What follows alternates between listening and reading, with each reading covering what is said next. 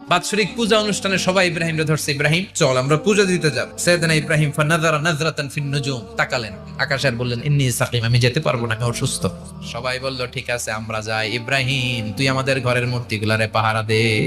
সাইয়েদনা ইব্রাহিম কয় ঠিক আছে আজকে পাহারা দিমু, জন্মের পাহারা দিতেছি যা। এইবার সাইয়েদনা ইব্রাহিম মূর্তির ঘরে ঢুকলেন। মূর্তির ঘরে, দেবীর ঘরে ঢুকে উনি ঘুরে ঘুরে তাকায়, দেখে একটা এমনি আর একটা ব্যাগ, 14-15টা হাত নিয়ে তাকায় আছে। উনি সবগুলার সামনে এভাবে তাকায় আছে, দেখে এক একটা চেহারা, একটা হাতির গণেশ স্টাইলের, আরেকটা এরকম, আরেকটা নারীর, আরেকটা বাঘের, আরেকটা তলোয়ার নিয়ে আইতাছি কোপায় ফেলাবে। সবগুলোর সামনে যায়, যে দেখে আর অবাক হয় কত ধরনের খোদার কাছে এরা কত কিছু চায়। আর যে দেখে প্রত্যেকটার সামনে ডেজার্টস আইটেম, মিষ্টান, এক একটার সামনে রসমলাই, এক একটার সামনে কালো জাম, লাল জাম, রসগোল্লা, চামচাম, দুধ মালাই, মালাই চপ, আছে না নাই? তো সাইয়েদনা ইব্রাহিম অবাক, কিরে এত মূর্তি, এত ডিজাইন, এত ভাবে এরা অঙ্গভঙ্গি করে আছে, এত খাবার দেয়া।